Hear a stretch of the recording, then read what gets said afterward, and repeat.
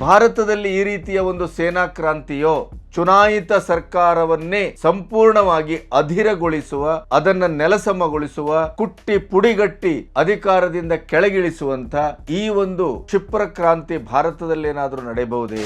ಈ ದೇಶದ ಅಲ್ಪಸಂಖ್ಯಾಕ ಇಡೀ ಒಂದು ಸಮುದಾಯ ಇಂಡಿ ಕೂಟಕ್ಕೆ ವೋಟ್ ಮಾಡುವ ಮೂಲಕ ಧ್ರುವೀಕರಣಗೊಂಡಿದೆ.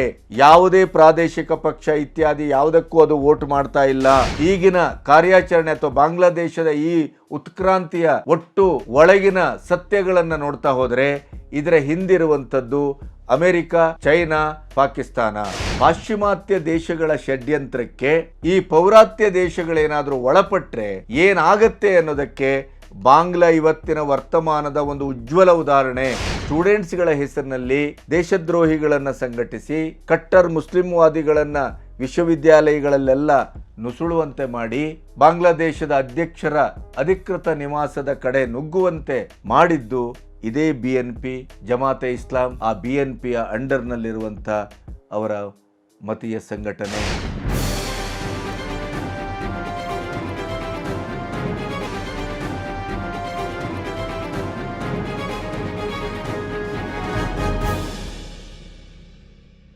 ನಮಸ್ತೆ, ಬಿ ಗಣಪತಿ ನ್ಯೂಸ್ ಚಾನೆಲ್ಗೆ ಸ್ವಾಗತ. ಭಾರತದ ಪಕ್ಕದ ಬಾಂಗ್ಲಾದಲ್ಲಿ ಎಂಥ ಒಂದು ಅರಾಜಕತೆ ಬಾಂಗ್ಲಾ ವಿಮೋಚನೆಯ ಹೆಸರಿನಲ್ಲಿ ನಡೀತಾ ಇದೆ ಅಂತಂದರೆ, ಗಲ್ಲಿಗಳಲ್ಲಿ ಬೆಂಕಿ ಮತ್ತು ಸೇತುವೆಗಳು ಅಥವಾ ಇತ್ಯಾದಿಗಳಲ್ಲಿ ಆಳುವ ಪಕ್ಷದ ಸಂಸದರ ಹೆಣ ತೂಗಾಡ್ತಾ ಇದೆ. ದೇವಸ್ಥಾನಗಳನ್ನು ಲೂಟಿ ಮಾಡಲಾಗ್ತಾ ಇದೆ. ಶೇಖ್ ಹಸೀನಾ ಪದಚ್ಯುತಗೊಂಡು ರಾಜೀನಾಮೆ ಕೊಟ್ಟು ಜೀವ ಭಯದಿಂದ ದೇಶಭ್ರಷ್ಟರಾಗಿ ರಾಜಾಶ್ರಯವನ್ನು ಭಾರತದಲ್ಲಿ ಪಡೆದು ಅವರೇನು ಈಚೆ ಬಂದರು, ಅದರ ನಂತರ ಅವರ ಬಂಗ್ಲೆಯನ್ನು ದೋಚಲಾಯಿತು. ಅದು ಎಷ್ಟು ಹಿಂಸಾತ್ಮಕವಾಗಿ ಮತ್ತು ನಾಚಿಕೆಗೇಡಿನ ಮಾನ ಮರ್ಯಾದೆಯ ಮಿತಿಗಳನ್ನು ಮೀರಿತ್ತು ಅಂತಂದರೆ ಅದನ್ನು ನೋಡಲಿಕ್ಕೆ ಕೂಡ ಅಸಹ್ಯವಾಗ್ತಾ ಇತ್ತು. ಹಿಂದೂ ಹೆಣ್ಮಕ್ಕಳುಗಳನ್ನು ಅಪಹರಿಸಲಾಗ್ತಾ ಇದೆ, ಅತ್ಯಾಚಾರಗೈಲಾಗ್ತಾ ಇದೆ. ಸೇನೆ ಈಗ ದೇಶದ ಇಡೀ ಅಧಿಕಾರವನ್ನು ವಶಕ್ಕೆ ಪಡೆದಿದೆ. ಮಧ್ಯಂತರ ಸರ್ಕಾರದ ರಚನೆಯಲ್ಲಿ ಈಗ ಅದು ತೊಡಗಿದೆ. ಕಟ್ಟರ್ ಮುಸ್ಲಿಂ ಮೂಲಭೂತವಾದಿಗಳ ಒಂದು ಷಡ್ಯಂತ್ರದಿಂದ ಪ್ರಜಾಪ್ರಭುತ್ವವಾದಿ ರಾಷ್ಟ್ರ ಬಾಂಗ್ಲಾ ಇವತ್ತು ಅದು ಒಂದು ಧರ್ಮದ ದಂಗಲ್ಲಿಗೆ, ಆ ಬೆಂಕಿಗೆ ಆಹುತಿಯಾಗಿದೆ. ಬಾಂಗ್ಲಾ ಇವತ್ತು ಪಾಶ್ಚಾತ್ಯ ದೇಶಗಳ ಷಡ್ಯಂತ್ರಕ್ಕೆ ಬಲಿಯಾಗಿದೆ. ಪಾಕಿಸ್ತಾನ್, ಚೈನಾ ಮತ್ತು ಅಮೇರಿಕದಂಥ ದೇಶಗಳ ಒಕ್ಕೂಟಕ್ಕೆ ಬಾಂಗ್ಲಾದ ಪ್ರತಿಪಕ್ಷ ಮತ್ತು ಬಾಂಗ್ಲಾದ ಸ್ಟೂಡೆಂಟ್ಸ್ ಆರ್ಗನೈಸೇಷನ್ ಅಂತ ಹೇಳಿಕೊಳ್ಳುವ ಮತೀಯ ಶಕ್ತಿಗಳು ಒಂದಾಗಿ ಬಾಂಗ್ಲಾದ ಒಂದು ಅಭಿವೃದ್ಧಿ ಹೊಂದಬಹುದಾದ ಅಭಿವೃದ್ಧಿಯ ಪಥದಲ್ಲಿ ಒಂದು ಹಂತಕ್ಕೆ ಭಾರತಕ್ಕಿಂತ ಹೆಚ್ಚು ತೀವ್ರಗತಿಯಲ್ಲಿ ಪರ್ ಕ್ಯಾಪಿಟಾ ಭಾರತಕ್ಕಿಂತ ಹೆಚ್ಚು ಅಲ್ಲಿ ಇತ್ತು.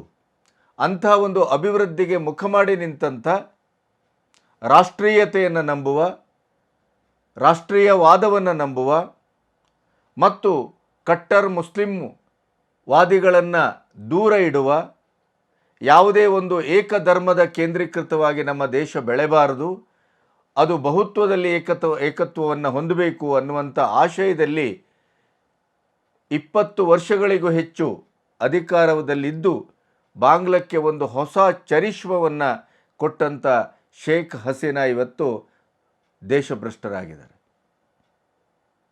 ಇದು ನಮಗೆ ಕಲಿಸುವ ಪಾಠ ಏನು? ಹಾಗಾದರೆ ಬಾಂಗ್ಲಾದ ಈ ಅರಾಜಕತೆ ಭಾರತದ ಮೇಲೆ ಎಂಥ ಪರಿಣಾಮವನ್ನು ಬೀರ್ತಾ ಇದೆ, ಭಾರತದ ಪ್ರತಿಪಕ್ಷ ಯಾವ ರೀತಿಯಲ್ಲಿ ಪ್ರತಿಕ್ರಿಯಿಸ್ತಾ ಇದೆ, ಶೇಖ್ ಹಸೀನಾ ಅವರಿಗೆ ರಾಜಾಶ್ರಯವನ್ನು ಕೊಡುವುದರ ಬಗ್ಗೆ ಸರ್ವಪಕ್ಷ ಸಭೆಯಲ್ಲಿ ಏಕಮತಕ್ಕೆ ಬರಲಾಯಿತು. ಪ್ರತಿಪಕ್ಷ ನಾಯಕ ರಾಹುಲ್ ಗಾಂಧಿಯಿಂದ ಹಿಡಿದು ಮೋದಿಯವರವರೆಗೆ ಮತ್ತು ವಿದೇಶಾಂಗ ಸಚಿವ ಜೈಶಂಕರ್, ಅಜಿತ್ ದೋವಲ್ ಎಲ್ಲರ ಏಕಮತದಲ್ಲಿ ಇವತ್ತು ಹಸೀನಾ ಅವರಿಗೆ ರಾಜಾಶ್ರಯವನ್ನು ಕೊಡಲಾಗಿದೆ. ನಮ್ಮಲ್ಲಿ ಇದಕ್ಕೆ ಯಾವ ರೀತಿಯ ಪ್ರತಿಕ್ರಿಯೆ ಬರ್ತಾ ಇದೆ ಮತ್ತು ಪಾಶ್ಚಾತ್ಯ ದೇಶಗಳ ಷಡ್ಯಂತ್ರಕ್ಕೆ ಈಗಾಗಲೇ ಭಾರತದ ಗಡಿ ರಾಷ್ಟ್ರಗಳು ಹೇಗೆ ಬಲಿಯಾಗ್ತಾ ಇವೆ, ಅದು ಶ್ರೀಲಂಕಾ ಇರ್ಬೋದು, ಬಾಂಗ್ಲಾ ಇರ್ಬೋದು, ಪಾಕಿಸ್ತಾನ ಇರ್ಬೋದು, ಮ್ಯಾನ್ಮಾರ್ ಇರ್ಬೋದು, ಮಣಿಪುರದಂಥ ಹಿಂಸೆ ಇರ್ಬೋದು, ಇವೆಲ್ಲವೂ ಒಂದು ರೀತಿಯಲ್ಲಿ ಇಂಟರ್ಲಿಂಕ್ ಹೇಗಾಗಿದೆ. ಹಾಗಾದರೆ ಏನು ನಡೀತಾ ಇದೆ, ಮುಂದೆ ಏನು ನಡೆಯಬಹುದು? ಭಾರತದಲ್ಲಿ ಈ ರೀತಿಯ ಒಂದು ಸೇನಾ ಕ್ರಾಂತಿಯೋ ಅಥವಾ ಚುನಾಯಿತ ಸರ್ಕಾರವನ್ನೇ ಸಂಪೂರ್ಣವಾಗಿ ಅಧಿರಗೊಳಿಸುವ, ಅದನ್ನು ನೆಲಸಮಗೊಳಿಸುವ, ಕುಟ್ಟಿ ಪುಡಿಗಟ್ಟಿ ಅಧಿಕಾರದಿಂದ ಕೆಳಗಿಳಿಸುವಂಥ ಈ ಒಂದು ಕ್ಷಿಪ್ರ ಕ್ರಾಂತಿ ಭಾರತದಲ್ಲೇನಾದರೂ ನಡೆಯಬಹುದೇ?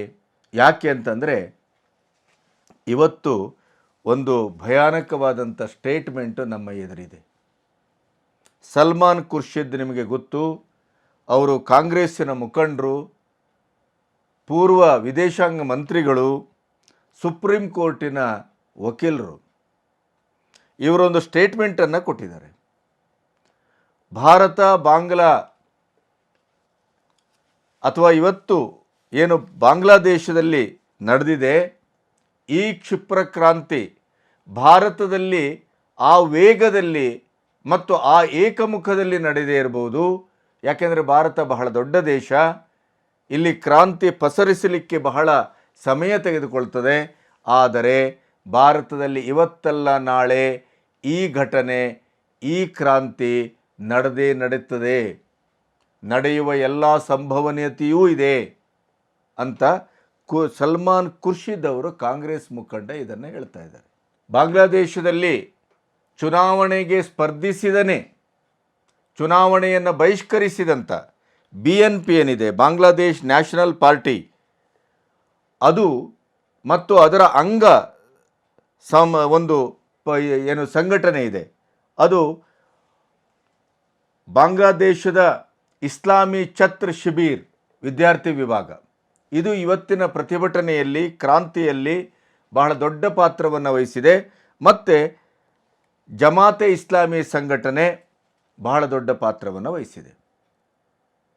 ಜಮಾತೆ ಇಸ್ಲಾಮಿ ಸಂಘಟನೆ, ಬಾಂಗ್ಲಾದೇಶ್ ನ್ಯಾಷನಲ್ ಪಾರ್ಟಿ BNP ಮತ್ತು BNPಯ ಅಂಗಸಂಸ್ಥೆ ವಿದ್ಯಾರ್ಥಿ ವಿಭಾಗ ಇಸ್ಲಾಮಿಕ್ ಛತ್ರ ಶಿಬಿರ್, ಈ ಮೂರು ಸಂಸ್ಥೆಗಳು ಕೂಡಿ ಅಮೇರಿಕ, ಚೈನಾ ಮತ್ತು ಪಾಕಿಸ್ತಾನದ ISI ಒಟ್ಟಿಗೆ ಸೇರಿಕೊಂಡಾದಂಥ ಒಂದು ದೊಡ್ಡ ಪರಿಣಾಮ ಇದು ಅನ್ನೋದನ್ನು ಈಗ ಖಚಿತವಾಗಿ ರಾ ಕೂಡ ಹೇಳ್ತಾ ಇದೆ ಮತ್ತು ಅಂತಾರಾಷ್ಟ್ರೀಯ ಬಹುತೇಕ ಮಾಧ್ಯಮಗಳು ಕೂಡ ಅದನ್ನು ಹೇಳ್ತಾ ಇದೆ.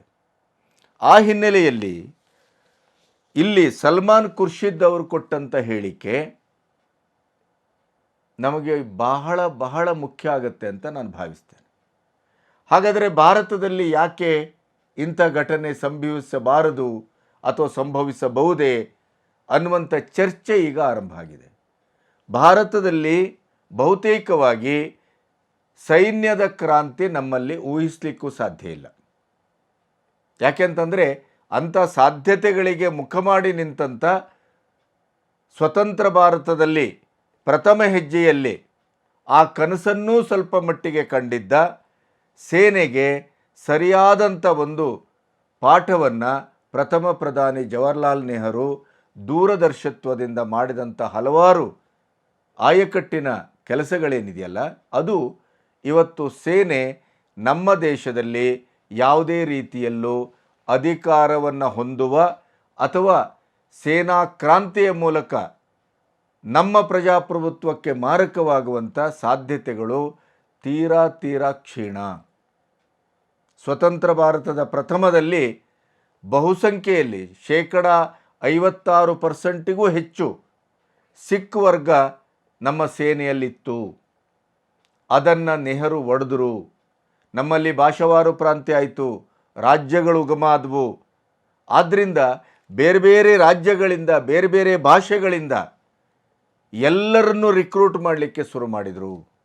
ಯಾವುದೇ ಒಂದು ಧರ್ಮದ, ಯಾವುದೇ ಒಂದು ವರ್ಗದ, ಯಾವುದೇ ಒಂದು ಪ್ರದೇಶದ ಜನ ಹೆಚ್ಚು ಸೇನೆಯಲ್ಲಿ ಕಾನ್ಸಂಟ್ರೇಟ್ ಆಗುವ ಹಾಗೆ, ಧ್ರುವೀಕರಣ ಆಗುವ ಹಾಗೆ ಆಗಬಾರದು ಅನ್ನುವಂಥ ಒಂದು ಮೂಲಭೂತವಾದಂಥ ಕಾಳಜಿಯನ್ನು ನೆಹರು ಅವರು ಪ್ರಥಮ ಪ್ರಧಾನಿಯಾಗಿ ತೆಗೆದುಕೊಂಡಂಥ ಪರಿಣಾಮ ಏನಾಯಿತು, ನಮ್ಮಲ್ಲಿ 3 ದಳಕ್ಕೂ 3 ಕ್ಯಾಪ್ಟನ್ಸ್ಗಳಿದ್ದಾರೆ, ಮುಖಂಡರಿದ್ದಾರೆ, ಸೇನಾ ನಾಯಕರಿದ್ದಾರೆ. ಭೂದಳಕ್ಕೆ ಬೇರೆ ಮತ್ತು ನೇವಿಗೆ ಬೇರೆ, ಏರ್ಫೋರ್ಸಿಗೆ ಬೇರೆ. ಹಾಗಾಗಿ ಇಲ್ಲಿ ನಮ್ಮ ಈ 3 ನಾಯಕರಿರೋದ್ರಿಂದ ಯಾವುದೇ ಸಂದರ್ಭದಲ್ಲೂ ಏಕಸ್ವಾಮ್ಯಕ್ಕೆ, ಏಕಚಕ್ರಾಧಿಪತ್ಯಕ್ಕೆ ಸೇನೆ ಒಳಪಡದೇ ಇರುವಂಥ ಒಂದು ವ್ಯವಸ್ಥೆಯನ್ನು ನೆಹರು ಅವರು ದೂರದರ್ಶಿತ್ವದಲ್ಲಿ ಇದು ಆರಂಭದಲ್ಲೇ ಮಾಡಲಾಯಿತು.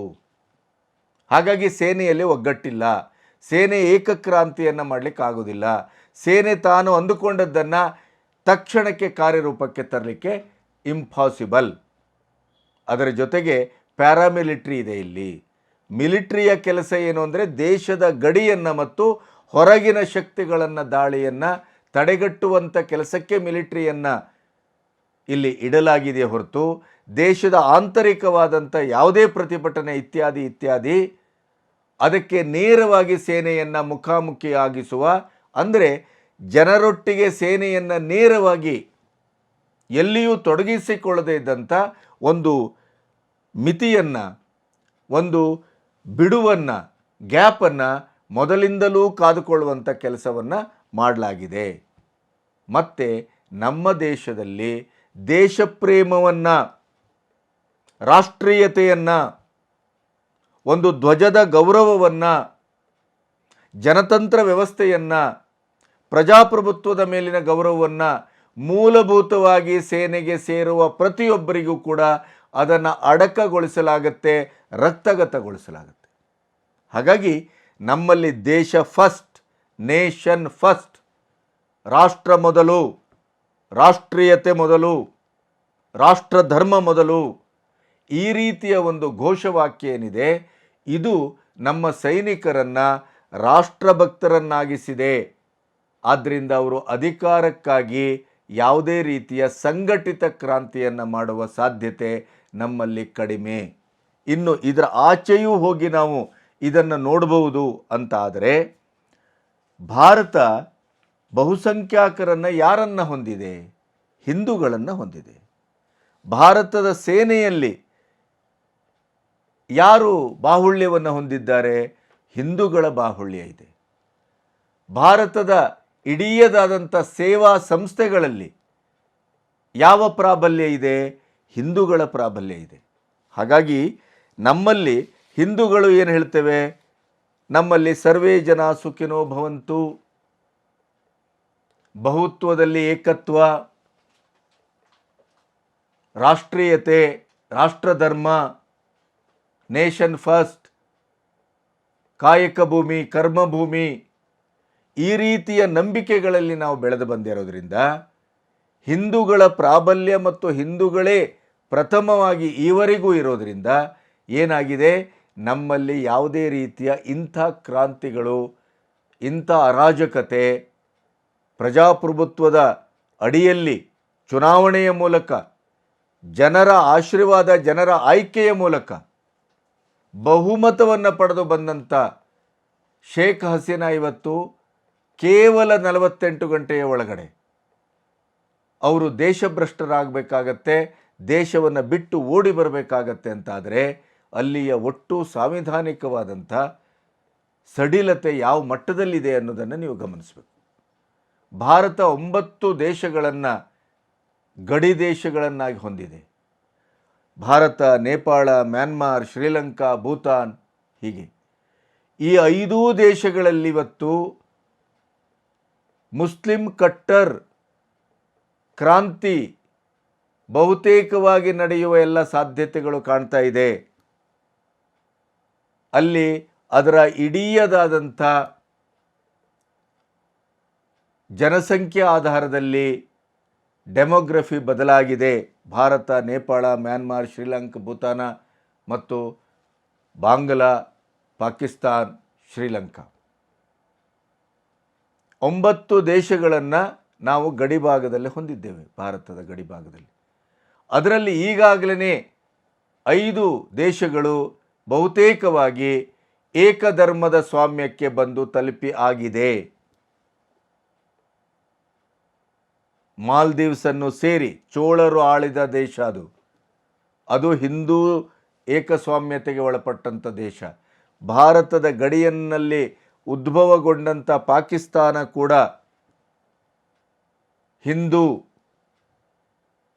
ಹಿಂದೂಗಳನ್ನು ಹೊಂದಿತ್ತು, ಹಿಂದೂ ಪ್ರಾಬಲ್ಯವನ್ನು ಹೊಂದಿತ್ತು. ಬಾಂಗ್ಲಾದೇಶದಲ್ಲಿ ಹಿಂದೂಗಳಿದ್ದರು. ಹಿಂದೂಗಳಂದ್ರೆ ಏನು? ಸಿಖ್ರು, ವೈಶ್ಯರು, ದಲಿತರು ಎಲ್ಲರೂ ಇದರಲ್ಲಿ, ಜೈನರು, ಬೌದ್ಧರು. ಇದನ್ನೆಲ್ಲ ಸೇರಿಸಿ ಇವರು ಗಜವಾ ಹಿಂದೂ ಅಂತ ಕರೆದರು ಈ ಜಮಾತೆ ಇಸ್ಲಾಮಿ ಸಂಸ್ಥೆಗಳು. ಯಾಕೆಂತಂದರೆ ಹಿಂದೂ ರಾಷ್ಟ್ರವನ್ನು ಗೆಲ್ಲುವುದು ಅವರ ಉದ್ದೇಶವಲ್ಲ, ಅಲ್ಲಿರುವ ಎಲ್ಲ ಹಿಂದೂಗಳು ಅಂತ ವಿಭಾಗೀಕರಣಗೊಂಡಂಥ ಹಿಂದೂಗಳಿದ್ದಾರಲ್ಲ ಅವರನ್ನು ಮತಾಂತರಗೊಳಿಸುವ, ದೇಶಾಂತರಗೊಳಿಸುವ ಅಥವಾ ಅವರನ್ನು ಮುಗಿಸುವ ಈ ಎಲ್ಲ ಷಡ್ಯಂತ್ರಗಳ ಮೂಲಕ ಆ ದೇಶವನ್ನು ನಮ್ಮ ತೆಕ್ಕೆಗೆ ತೆಗೆದುಕೊಳ್ಳುವಂಥ ಒಂದು ಕ್ರಾಂತಿಯ ಅಥವಾ ಅವರ ಭಾಷೆಯಲ್ಲಿ ಅಥವಾ ಪ್ರಕ್ರಿಯೆಗೆ ಗಜವಾ ಹಿಂದೂ ಅಂತ ಕರೀತಾರೆ ಅವರು. ಹಾಗಾಗಿ ಇಂಥ ಒಂದು ಪ್ರಯತ್ನಕ್ಕೆ ಕೈ ಹಾಕ್ತಾ ಇರುವಂಥ ಸಂಸ್ಥೆ ಯಾವುದು ಅಂತಂದರೆ ಜಮಾತೆ ಇಸ್ಲಾಮಿ ಸಂಸ್ಥೆ. 150 ದೇಶಗಳಲ್ಲಿ ಇದು ಕೆಲಸ ಮಾಡ್ತಾ ಇದೆ. ಇದರ ಹೆಡ್ ಆಫೀಸ್ ಎಲ್ಲಿದೆ ಅಂತಂದರೆ ಅದು ಭಾರತದಲ್ಲಿದೆ. ಆದರೆ ಈಗಾಗಲೇ ಅಕ್ಕಪಕ್ಕದ ಬಹುತೇಕವಾಗಿ ಉಜ್ಬೇಕಿಸ್ತಾನ್, ಕಜಕಿಸ್ತಾನ್ ಇಂಥಲ್ಲೆಲ್ಲ ಕಡೆ ಈ ಸಂಸ್ಥೆಯನ್ನು ಬ್ಯಾನ್ ಮಾಡಲಾಗಿದೆ. ನಮ್ಮಲ್ಲಿ ಅದು PFIನ ಹೆಸರಿನಲ್ಲಿ ಮತ್ತೆ ಪುನರಾವತಾರವನ್ನು ಪಡ್ಕೊಂಡಿದೆ. ನಮ್ಮಲ್ಲಿ ಅದರ ಕಾರ್ಯಾಚರಣೆ ನಡೀತಾ ಇದೆ. ಈಗಾಗಲೇ ನಮ್ಮ ದೇಶದಲ್ಲಿ ಬಾಂಗ್ಲಾ ಅದರ ಡೆಮೋಗ್ರಫಿ ಬದಲಾಗಿದೆ. ಅಸ್ಸಾಂ ಈಗಾಗಲೇ ಅಲ್ಲಿಯ ಮುಖ್ಯಮಂತ್ರಿ ಹೇಳಿದ್ದನ್ನು ನೀವು ಕೇಳಿದ್ದೀರಿ. 42%ಕ್ಕೂ ಹೆಚ್ಚು ಮುಸ್ಲಿಮರ ಜನಸಂಖ್ಯೆ ಏರ್ತಾ ಇದೆ. ಈಶಾನ್ಯ ರಾಜ್ಯಗಳು ಬಹುತೇಕವಾಗಿ ಅವರ ತೆಕ್ಕೆಯಲ್ಲಿದೆ ಅಥವಾ ಕ್ರಿಶ್ಚಿಯನ್ರ ತೆಕ್ಕೆಯಲ್ಲಿದೆ. ಇವತ್ತು ಬಾಂಗ್ಲಾದೇಶದ ಇವತ್ತಿನ ಈ ಅರಾಜಕತೆ, ಈ ಧ್ವಂಸ, ಈ ದೊಂಬಿ, ಈ ಕ್ರಾಂತಿ, ಇದರ ಹಿನ್ನೆಲೆಯಲ್ಲಿ ಅಮೆರಿಕದ ಒಂದು ಬಹಳ ದೊಡ್ಡ ಷಡ್ಯಂತ್ರ ಬಯಲಾಗಿದೆ. ಏನು ಅಂತಂದರೆ ಬಾಂಗ್ಲಾದ ಒಂದು ಭಾಗವನ್ನು ಕ್ರಿಶ್ಚಿಯನ್ ಸ್ವಾಮ್ಯದ ಒಂದು ಆಡಳಿತದ ಪ್ರದೇಶವನ್ನಾಗಿ ಅದನ್ನು ಕಟ್ಟಬೇಕು ಅಂತ ಅಮೆರಿಕ ಬಹಳ ಇಂಟೆನ್ಸಿವ್ ಆಗಿ ಪ್ರಯತ್ನ ಮಾಡ್ತಾ ಇದೆ. ಅಂದರೆ ನಮ್ಮಲ್ಲೂ ಕೂಡ ಈಗಾಗಲೇ ನಮ್ಮಲ್ಲಿ ನೇಪಾಳ ಇರ್ಬೋದು, ಮ್ಯಾನ್ಮಾರ್ ಇರ್ಬೋದು, ಶ್ರೀಲಂಕಾ ಇರ್ಬೋದು, ಭೂತಾನ್ ಇರ್ಬೋದು, ಈ ಪ್ರದೇಶಗಳು ಕೂಡ ಈ ಜಮಾತೆ ಇಸ್ಲಾಮಿನ ಕಾರ್ಯವ್ಯಾಪ್ತಿಗೆ ಒಳಪಟ್ಟಿದೆ. ಅಷ್ಟೇ ಅಲ್ಲ, ಅವರು ಬಹುತೇಕವಾಗಿ ಅದನ್ನು ಬಹಳ ಕ್ಷಿಪ್ರವಾಗಿ ತಮ್ಮ ತೆಕ್ಕೆಗೆ, ತಮ್ಮ ಆಡಳಿತಕ್ಕೆ ಅದನ್ನು ಒಳಪಡಿಸಿಕೊಳ್ಳುವಂಥ ಎಲ್ಲ ಸಾಧ್ಯತೆಗಳು ಇದೆ ಅನ್ನೋದನ್ನು ಬಹಳಷ್ಟು ತಜ್ಞ ವರದಿಗಳು, ಅಂತಾರಾಷ್ಟ್ರೀಯ ಮಟ್ಟದ ಮಾಧ್ಯಮಗಳು ಹೇಳ್ತಾ ಇದೆ. ಭಾರತದಲ್ಲೂ ಈ ದಿನಗಳು ಬಹಳ ದೂರವೇನೂ ಉಳಿದಿಲ್ಲ. ನಮ್ಮಲ್ಲಿ ಅವರಿಗೆ ಕುಟುಂಬ ಯೋಜನೆಯನ್ನು ತರ್ತಾ ಇಲ್ಲ, ಏಕ ನಾಗರಿಕ ಸಂಹಿತೆಯನ್ನು ತರ್ತಾ ಇಲ್ಲ, ಕಾಮನ್ ಸಿವಿಲ್ ಕೋಡ್, ಮತ್ತು ಯಾವುದೇ ರೀತಿಯ ಸ್ಲೀಪರ್ ಸೆಲ್ಗಳನ್ನು ನಾವು ಗುರುತಿಸ್ತೇವೆ ಆಯಾಯ ಕೆಲವು ಕಾರ್ಯಾಚರಣೆಗೆ ಸಂಬಂಧಪಟ್ಟು. ಈಗಾಗಲೇ ಒಂದು ಲೆಕ್ಕದ ಪ್ರಕಾರ ನುಸುಳುಕೋರರ ಸಂಖ್ಯೆ 5 ರಿಂದ 10 ಕೋಟಿಯನ್ನು ಮೀರಿದೆ. ಅವರು ಈ ಜಮಾತೆ ಇಸ್ಲಾಮಿನ ಅಥವಾ PFIನ ಕಾರ್ಯಕರ್ತರಾಗಿದ್ದಾರೆ ಅನ್ನೋದು ಇನ್ನೂ ಭಯಾನಕ. ಲವ್ ಜೆಹಾದ್ ಯಾವ ಮಟ್ಟದಲ್ಲಿ ನಡೀತಾ ಇದೆ ಅಂತ ನಿಮಗೆ ಗೊತ್ತಿದೆ. ಇಂತಹ ಪರಿಸ್ಥಿತಿಯಲ್ಲಿ ಬಾಂಗ್ಲಾದ ಈ ಒಂದು ಪರಿಣಾಮ ಭಾರತದ ಮಟ್ಟಿಗೆ ಎಷ್ಟರ ಮಟ್ಟಿಗೆ ಅನಾಹುತಕಾರಿಯಾಗಿದೆ. ನಮ್ಮ ಇವತ್ತಿನ ಇಂಡಿ ಕೂಟ ಕಳೆದ ಎಲೆಕ್ಷನ್ನಲ್ಲಿ ಒಂದು ದೊಡ್ಡ ಮೌನ ಕ್ರಾಂತಿಗೆ ನಾಂದಿಯನ್ನು ಹಾಡಿದೆ. ಅಥವಾ ಈ ದೇಶಕ್ಕೆ ಭವಿಷ್ಯದ ದೃಷ್ಟಿಯಲ್ಲಿ ಎಂಥ ಒಂದು ಖತರ್ನಾಕ್ ವ್ಯವಸ್ಥೆಯನ್ನು ಅದು ಹಡೆಯಬಹುದು ಅನ್ನೋದನ್ನು ನಮಗೆ ಸೂಚ್ಯವಾಗಿ ಹೇಳಿದೆ. ಏನು ಅಂತಂದರೆ ಈ ದೇಶದ ಅಲ್ಪಸಂಖ್ಯಾಕ ಇಡೀ ಒಂದು ಸಮುದಾಯ ಇಂಡಿ ಕೂಟಕ್ಕೆ ವೋಟ್ ಮಾಡುವ ಮೂಲಕ ಧ್ರುವೀಕರಣಗೊಂಡಿದೆ, ಕಾನ್ಸಂಟ್ರೇಟ್ ಆಗಿದೆ. ಯಾವುದೇ ಪ್ರಾದೇಶಿಕ ಪಕ್ಷ ಇತ್ಯಾದಿ ಯಾವುದಕ್ಕೂ ಅದು ವೋಟ್ ಮಾಡ್ತಾ ಇಲ್ಲ. ಆದ್ದರಿಂದ ಅದು ಏನನ್ನ ಹೇಳ್ತಾ ಇದೆ, ಮುಂದಿನ ದಿನಗಳಲ್ಲಿ ಈಗ ಇವತ್ತು ರಾಹುಲ್ ಗಾಂಧಿ ಮಾತಾಡ್ತಾ ಇರೋ ರೀತಿಗೂ, ಖರ್ಗೆ ಅವರು ಮಾತಾಡ್ತಾ ಇರುವ ರೀತಿಗೂ, ಅಥವಾ ಇಡೀದಾಗಿ ಕಾಂಗ್ರೆಸ್ಸು ಮತ್ತು ಇಂಡಿ ಕೂಟ ವರ್ತಿಸ್ತಾ ಇರುವ ರೀತಿಗೂ, ಬಾಂಗ್ಲಾದಲ್ಲಿ ದೀದಿ ಅವರ ಕಾರ್ಯಾಚರಣೆ ಮತ್ತು ಅವರ ವರ್ತನೆ, ನುಸುಳುಕೋರರನ್ನು ಎಷ್ಟರ ಮಟ್ಟಿಗಲ್ಲಿ ರತ್ನಗಂಬಳಿ ಹಾಕಿ ಅವರು ಸ್ವಾಗತಿಸ್ತಾ ಇದ್ದಾರೆ ಅನ್ನೋದಂಥದ್ದು, ಬೆಂಗಳೂರಿನಲ್ಲಿ ಬಾಂಗ್ಲಾದೇಶಿಕರು ಎಷ್ಟು ಇಲ್ಲಿ ಅಕ್ರಮವಾಗಿ ನೆಲೆಸಿದ್ದಾರೆ ಅನ್ನುವಂಥ ಅಂಕಿಅಂಶಗಳನ್ನು ಹಿಂದಿನ ವಿಡಿಯೋದಲ್ಲಿ ಹೇಳಿದ್ದೆ. ಅದು ಭಯಾನಕವಾಗಿದೆ. ಇಡೀ ದೇಶದಲ್ಲಿ ನುಸುಳುಕೋರರಿದ್ದಾರೆ. ಈಗಿನ ಕಾರ್ಯಾಚರಣೆ ಅಥವಾ ಬಾಂಗ್ಲಾದೇಶದ ಈ ಉತ್ಕ್ರಾಂತಿಯ ಒಟ್ಟು ಒಳಗಿನ ಸತ್ಯಗಳನ್ನು ನೋಡ್ತಾ ಹೋದರೆ ಇದರ ಹಿಂದಿರುವಂಥದ್ದು ಅಮೆರಿಕ, ಚೈನಾ, ಪಾಕಿಸ್ತಾನದ ISI ಇದರ ನೇತೃತ್ವವನ್ನು ವಹಿಸಿದೆ. ಮತ್ತು ಬಾಂಗ್ಲಾದ BNP ಮತ್ತು ಅದರ ಅಂಗಸಂಸ್ಥೆಗಳು, ಅದರ ಜೊತೆಗೆ ಜಮಾತೆ ಇಸ್ಲಾಂ ಬಹಳ ಮುಖ್ಯವಾಗಿ ಕೈ ಜೋಡಿಸಿವೆ. ಈ ರೀತಿಯಲ್ಲಿ ಇಲ್ಲಿಯವರೆಗೆ ಬಾಂಗ್ಲಾ ಹುಟ್ಟುಕೊಂಡಂಥ ದಿನದಿಂದ ಇವತ್ತಿನವರೆಗೂ ಬಾಂಗ್ಲಾ ಹುಟ್ಟುಕೊಂಡದ್ದೇ ಪಾಕಿಸ್ತಾನದ ಉಪೇಕ್ಷೆಯಿಂದ. ಈಸ್ಟ್ ಪಂಜಾಬ್ ಅದು ಪಾಕಿಸ್ತಾನದಲ್ಲಿ ಇತ್ತು ಅದು ಮೊದಲು. ಆದರೆ ಪಾಕಿಸ್ತಾನದಲ್ಲ ಆದಂಥ ಉಪೇಕ್ಷೆ, ಅವರಿಗೆ ಸರಿಯಾದ ಅನುದಾನವನ್ನು ಕೊಡದೇನೆ, ಯಾಕೆಂತಂದ್ರೆ ಅವರಿಂದನೇ ಹೆಚ್ಚು ಆದಾಯ ಪಾಕಿಸ್ತಾನಕ್ಕೆ ಹೋಗ್ತಾ ಇತ್ತು. ಯಾಕೆಂತಂದರೆ ಅದು ಅತ್ಯಂತ ಸಂಪದ್ಭರಿತವಾದಂಥ ಪ್ರದೇಶ, ಅತ್ಯಂತ ಹೆಚ್ಚು ಜನಸಂದಣಿ ಹೊಂದಿದ್ದಂಥ ಪ್ರದೇಶ. ಇಲ್ಲಿಂದನೇ ಹೆಚ್ಚು ತೆರಿಗೆ, ಇಲ್ಲಿಂದನೇ ಹೆಚ್ಚು ಆದಾಯ ಸಂಪನ್ಮೂಲಗಳು ಇದ್ದರೂ ಕೂಡ ಅವರನ್ನು ಮಲತಾಯಿ ಧೋರಣೆಯಿಂದ ನೋಡಲಾಗ್ತಾ ಇತ್ತು ಈಸ್ಟ್ ಪಂಜಾಬನ್ನು. ಆದ್ದರಿಂದಲೇ ಕೊನೆಗೂ ಅಲ್ಲಿ ಒಂದು ಬಾಂಗ್ಲಾ ವಿಮೋಚನೆಯ ಹೋರಾಟ ಇವತ್ತಿನ ಶೇಖ್ ಹಸೀನಾ ಅವರಿದ್ದಾರಲ್ಲ, ಅವರ ತಂದೆಯವರು ಮಾಡಿದರು. ಅವರೇ ಕೊನೆಗೆ ಅಧಿಕಾರಕ್ಕೂ ಬಂದರು. ಭಾರತ ತನ್ನ ಸೈನ್ಯವನ್ನು ನಿಯೋಜಿಸಿ ಯುದ್ಧವನ್ನು ಸಾರಿ ಪಾಕಿಸ್ತಾನದಿಂದ ಬಾಂಗ್ಲಾವನ್ನು ವಿಮೋಚನೆಗೊಳಿಸಿ ಅಲ್ಲಿ ಸ್ವತಂತ್ರ ರಾಷ್ಟ್ರದ ಮರುಸ್ಥಾಪನೆ ಮಾಡದಿದ್ದರೆ ಅದು ಭಾರತ.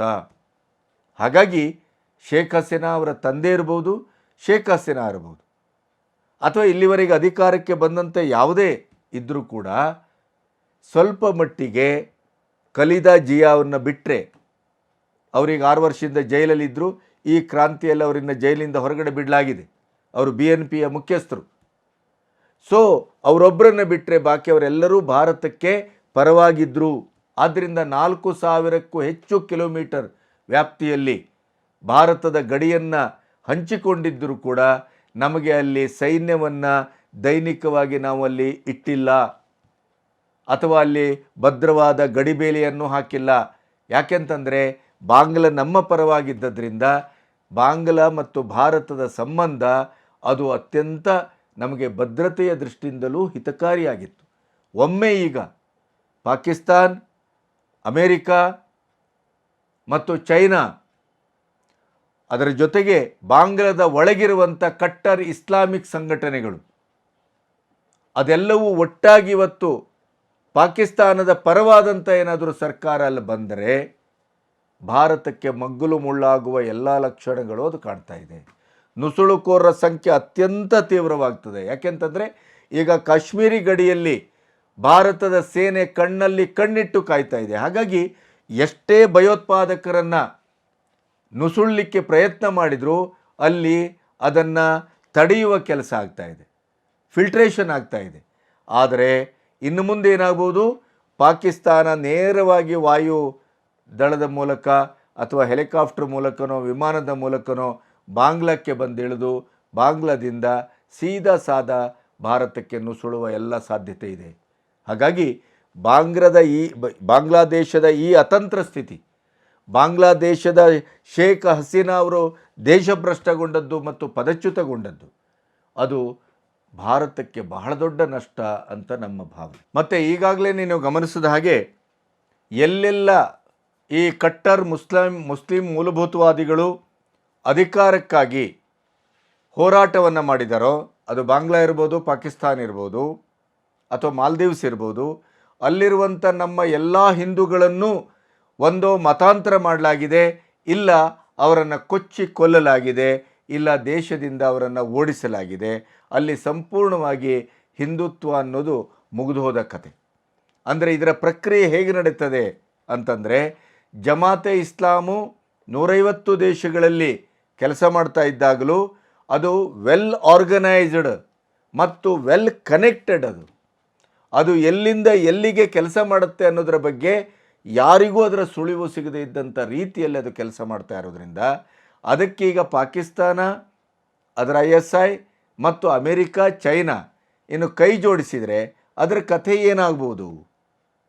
ಈ ಹಿನ್ನೆಲೆಯಲ್ಲಿ ಅಂದರೆ ಯಾವುದೇ ಒಂದು ಪಾಶ್ಚಿಮಾತ್ಯ ದೇಶಗಳ ಷಡ್ಯಂತ್ರಕ್ಕೆ ಈ ಪೌರಾತ್ಯ ದೇಶಗಳೇನಾದರೂ ಒಳಪಟ್ಟರೆ ಏನಾಗತ್ತೆ ಅನ್ನೋದಕ್ಕೆ ಬಾಂಗ್ಲಾ ಇವತ್ತಿನ ವರ್ತಮಾನದ ಒಂದು ಉಜ್ವಲ ಉದಾಹರಣೆ, ಪಾಕಿಸ್ತಾನ ಅದರ ಹಳೆಯ ಉದಾಹರಣೆ. ಇನ್ನು ಮಾಲ್ದೀವ್ಸ್ ಕೂಡ ಮೊನ್ನೆವರೆಗೂ ಚೈನಾದ ತಾಳಕ್ಕೆ ಕುಣಿತ ನಮ್ಮ ವಿರುದ್ಧವಾಗಿ ನಿಂತಿದ್ವು, ಈಗ ಸ್ವಲ್ಪ ಮೈಲ್ಡ್ ಆಗಿದೆ.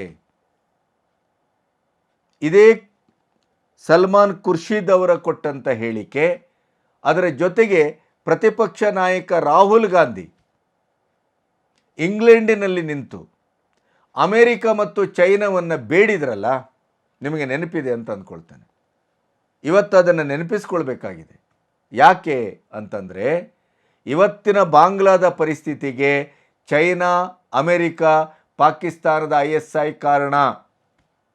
ಇದೇ ನಮ್ಮ ಎಲೆಕ್ಷನ್ ಪೂರ್ವದಲ್ಲಿ ಅಮೇರಿಕ ಮತ್ತು ಇಂಗ್ಲೆಂಡಿಗೆ, ಮುಖ್ಯವಾಗಿ ಅಮೇರಿಕಕ್ಕೆ ರಾಹುಲ್ ಗಾಂಧಿಯನ್ನು ಆಹ್ವಾನಿಸಿದ್ಯಾರು ಅಂತಂದರೆ, ಭಾರತಕ್ಕೆ ಬೇಕಾದಿದ್ದ ಮೋಸ್ಟ್ ವಾಂಟೆಡ್ ಕ್ರಿಮಿನಲ್ಸ್, ದೇಶದ್ರೋಹಿಗಳು, ಭಯೋತ್ಪಾದಕರು, ಅದರಲ್ಲೂ ಪಾಕಿಸ್ತಾನದ ಮೂಲದವರು, ಅವರು ಆ ಸಂಘಟನೆ ರಾಹುಲ್ ಗಾಂಧಿಯನ್ನು ಆಹ್ವಾನಿಸಿದ್ದು ಮೊದಲಾಗಿ ನೆನಪಿಡಿ.